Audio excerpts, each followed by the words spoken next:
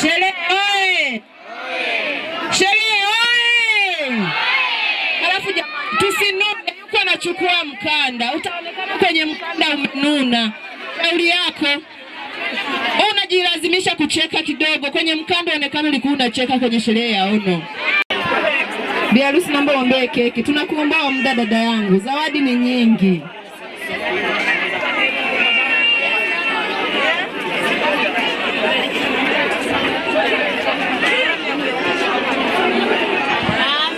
Amen. Makofi kwa bibi harusi.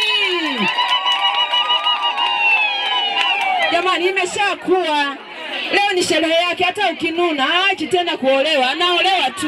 Kwa jilazimisha tu kucheka. Kwenye mkanda uonekane ulikuwa na tabasamu, hata kama na kinyongo ndani ya moyo wako.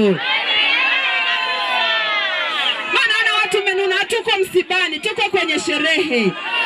Haya, ni wakati ambapo bibi, kabla hujaionja, naomba utachukua kisu pamoja na besti wako, utanyosha juu.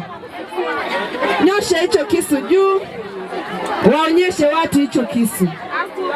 Kinyoshe vizuri tu. Jamani, watu mnaona hicho kisu? Watu mnaona hicho kisu? Watu mna tabia za kunyemelea ndoa za watu, si sawa? Halafu na watu wa kujipendekeza bina kwenye wake za watu, si sawa? Mume wa mtu ndiye anakuwa bina, mume wako hawe bina, si sawa Anawatangazia kwamba hicho kisu wenye midomodomo kitawakata kwa jina la Yesu. Anawatangazia kwamba leo ni wakwake tu, anawaonyeshea leo anapoaga wazazi. Utashusha kwa jina la Baba na la Mwana na la Roho Mtakatifu. Makofi kwake. Amina. Wewe ulioko pembeni naweza kuwasaidia kukata walishani. Amina. Maana umeitengeneza wewe mwenyewe. Ukitema faini 50,000. Haya, twende.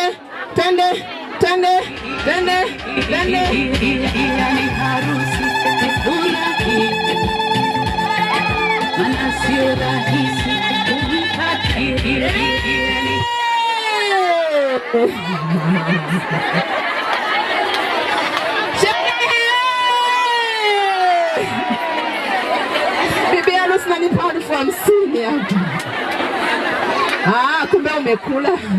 Jamani, makofi kwa bibi harusi.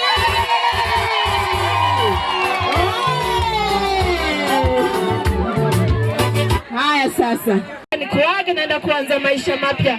Ubaki salama mama, ubaki salama na familia yote. Karibu fundi mitambo, mweke ule wimbo. Twende. Mama